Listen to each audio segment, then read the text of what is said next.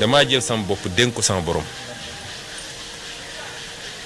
gannaaw moom gis nga askanu Sénégal gi bu dee mën nañoo nangu li nga xam ne moo dox suñu diggante ba ñu am yaakaar ci man am yaakaar suñu projet bu dee mën nañoo nangu tey Macky Sall ñëw juróom-ñetti weer dox suñu diggante ak élection présidentielle mu ne man dinaa tere Ousmane Sonko nekk candidat wala dinaa jël Ousmane Sonko dem tëj ko kaso ci loo xam ne ay caaxaan kese la su dee askan wi mën na koo nangu ba seetaan ko ma dellu lépp ci loxo yàlla dem toog jàpp sama ñàmbur. Quel a été le discours de l'actuel président de la République du Sénégal, M. Macky Sall, lorsqu'il était opposant en 2012 face à l'ex-président de la République du Sénégal, Maître Abdoulaye Wade, son mentor? Arrête de provoquer le peuple sénégalais. Il faut qu'il comprenne que nous avons les moyens de faire descendre plus de 100 000 personnes, plus de 200 000 personnes, conquérir le palais de la République. bu ñu eggee 2024 bu dee askanu Sénégal mën nañoo nangu ni Macky Sall mooy tànn kan mooy dem élection ku dul dem te Ousmane Sonko du dem élection ma xam ni loolu la yàlla tudd waaye bu askanu Sénégal ne élection bi du am fi bàyyi nañu Ousmane Sonko mu dem ndax lii lépp tàppale la xam ngeen ni dinaa bokk ci élection bi. man lu ma dal bëgg sama réew moo ma ko dal moo ma ko teg ñàkk naa sama liggéey sosal nañ ma essayé nañu yàq sama kër essayé nañ ma tëj kaso du benn du ñaar yoon essayé nañu faagaagal ma lan moo ma ko teg te crois que bëgg nguur moo ma ko teg man su ma nekkoon président de la république du ma ci jëlee ay millions waxuma la ay milliards. wallaahi fi ma toog nii dinaa nekk président ba jóge fa gannaaw lu ñu ne lii mooy salaire du président de la république li lañ koy fay ñu fay ma ko légalement su ma neexee ma jël su ma neexee ma maye ko ni ma ko yàgg a defee nekk naa député xaaj sama salaire ñaari ma maye ko nekk naa maire jël sama salaire yëpp maye ko kon man du ala. Gagner, c'est différent de si on gagne. Nous allons le sortir du palais. Ça va marcher au palais, on va le dégager.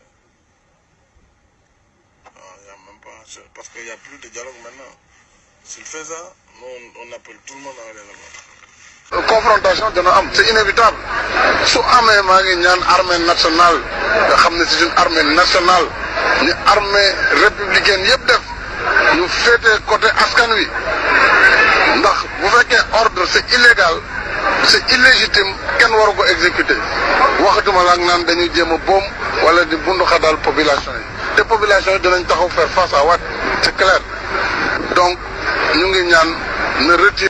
parce que Sénégal toll nañu fu ñu xokkatal ay nit ak di leen tere seen droit loolu kenn du ko nangu su fekkee ne lu jaar yoon la ñun duñu jàdd yoon waaye nag loo xam ne tegul yoon duñu ko faale duñu ko respecté moo tax ba ñu ñëwee alkaati yi taxaw naan duñu dugg ñaari oto yi topp cortège bi nit ñi dañ leen fël romb leen dem seen yoon te loolu mooy yoon.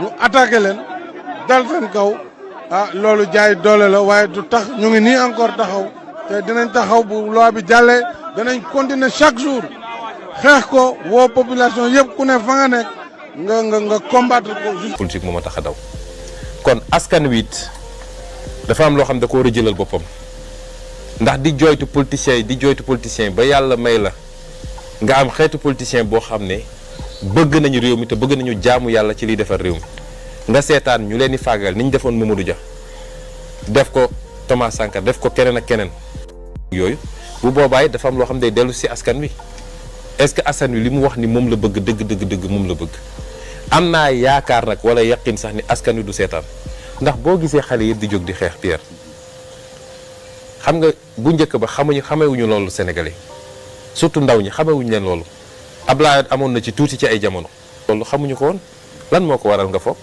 man dama jox xale yi xaalis dama leen dig dañuy samay mbokk dama bokk ak ñoom génération déedéet dañoo dégg sama discours topp sama parcours jàpp ni kii bu yegsee fii réew mu tegu ci yoon loolu nag espoir boobu ñu am faagagal teg ko ci ay caaxaan man dama ne man kese mënuma dara duma dara ci kanam nguur su doon man kese lem nañ ma bu yàgg ba def li ñuy def waaye askan gi tax ma sonn man mun naa joxe li may yor yëpp sama bakkan bi mun naa ko joxe ngir askanu Sénégal waaye li may xaar ci askan bi mooy bu ñu tollee ci ñu bëgg maa lii nga xam ne moom la ñu am yaakaar ñu bëgg koo yàq askan wi jóg ne lii du fi amee mooy résistance ak désobéissance civique bi may woote loolu rek la du leneen réew mu sa baax nag lii moo ko defar de dox ba ñaan yàlla mu may ñu ay njiit yu baax waaye askan wi ràññee loolu ba mun a jàppale njiit ko te jàppale gi du rek jàppale ko ba mu keroog bi ma toogee la jàppale gi di commencé. man li ma dal yëpp Sénégal ma bëgg Sénégal ma ko dal man li ma dal yëpp bëgg Sénégal la amul lenn loo xam ne ci man la te yàlla xam na ni Sénégal jaral na ma lu ne waaye nag day am fu muy toll askanu Sénégal ñoom ci seen bopp ñoo war a xam ni bu la yàlla joxee dara nga am yaakaar ni lii mun na soppi sama ëllëg yow yaa ko war a njëkk a sàmmal sa bopp lu ko may rek dañuy wax Cheikh Anta di wax Thomas Sankara di wax keneen ak keneen Macky Sall ci tànk yooyu la nekk.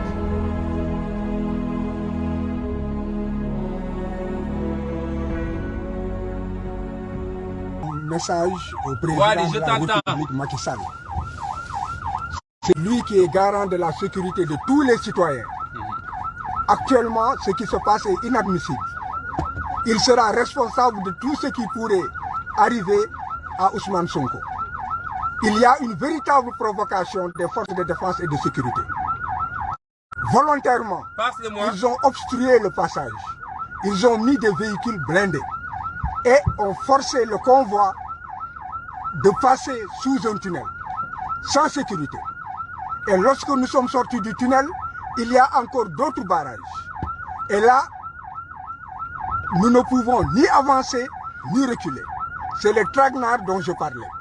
Maintenant, ils essaient de faire sortir le président coûte que coûte du véhicule, et ce serait un véritable kidnapping.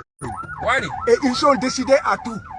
Ils sont prêts à défoncer la portière du véhicule ou à casser les vitres. On les voit gesticuler et les gestes en fait parlent d'eux-mêmes. Maintenant, je lance encore un appel à la communauté nationale et internationale. Tout ce qui pourrait advenir de dégâts ou tout ce qui pourrait advenir de perte de vies humaines ou de blessures sera de la seule responsabilité du président Macky Sall. Il ne faut pas être président de la République et ne pas réagir lorsqu'il y a des risques graves pour la population et pour la sécurité des personnes. C'est le chef suprême des armées. Il m'entend très bien. Il est en train de tout suivre. Et il est clair, et je demande aussi que toutes les dispositions soient prises pour que des enquêtes commencent à être menées, parce que aujourd'hui, ce qui se passe, nous allons tout droit vers des crimes contre l'humanité. Allô? Ma femme, oui, je rends grâce à Dieu.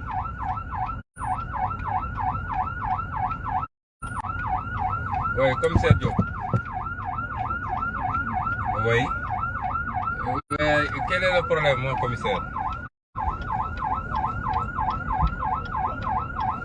Ils n'ont qu'à dégager. Ah non, non. Non, je n'ouvrirai pas le véhicule, commissaire. Avec tout ce que vous avez comme dispositif, vous pouvez escorter mon véhicule jusqu'à chez moi.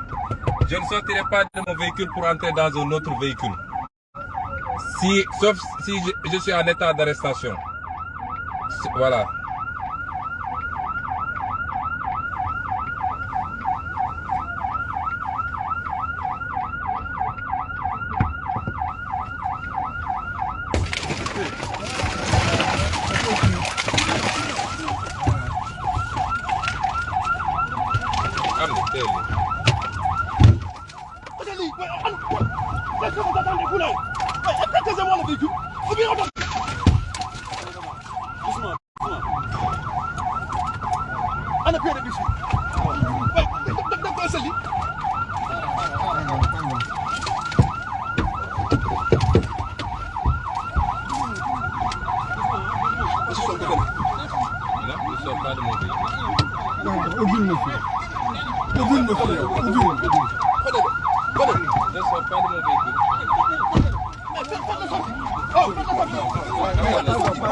Je suis en état d'arrestation.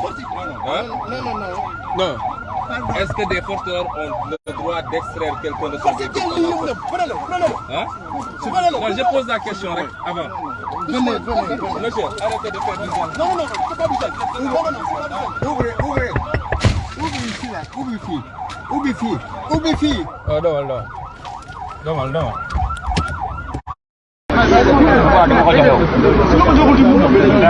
mënu leen menacé kenn defal ndànk. menacé wu ma ko. j'évoque tes supérieurs. ma wax leen filature bi ñu nekkee suba ngoon ku dégg bëccëg écoute téléphone yi ñu nekkee nañ ko bàyyi. sa téléphone ak lii preuve la. nga ñu doon filmé. yaa ngi ñuy topp. sa moto bi repère nañ ko depuis 3 mois. yow filmé nañ la du benn du ñaar. donc li ngeen di def sa supérieur laay waxal man waxuma ak yow. je n'ai rien contre toi. xam nga. mais say supérieur laay wax dem leen ngeen topp sàcc yi. woo naa ñëpp pour résistance pour bañ ndax bañ mooy li nga xam ne mooy mandarga bi gën a suufe ci mandarga nit boo xam ne am na dignité. L'esclave qui n'est pas capable d'assumer sa révolte ne mérite pas que l'on s'apitoie sur son sort. Cet esclave répondra seul de son malheur s'il se fait des illusions sur la condescendance suspecte d'un maître qui prétend l'affranchir. Seule la lutte libère. L'esclavage tend encore à nous imposer. Nos dévanciers nous ont bien appris une chose. L'esclave qui n'est pas capable d'assumer sa révolte ne mérite pas que l'on s'apitoie sur son sort. Nous ne nous apitoyons pas sur nos sorts, on ne demande pas que quelqu'un s'apitoie sur notre sort. À cette jeunesse, je rappelle ce qui nous lie. Parce que tout le monde sait qu'il y a un lien particulier entre nous et la jeunesse. Ce qui nous lie, c'est l'idéal d'une société juste, dont les ressources et les richesses seront partagées équitablement et où toutes les chances seront égales. Aux frères et sœurs africains, l'heure de notre révolution a sonné. N'acceptons plus ces petits présidents comploteurs, toujours à la solde de quelqu'un, mais jamais au service de leur peuple. Partout en Afrique doit souffler un vent nouveau de liberté, de démocratie, de souveraineté. Le 21e siècle doit être africain et siffler le réveil du phénix endormi depuis trop longtemps.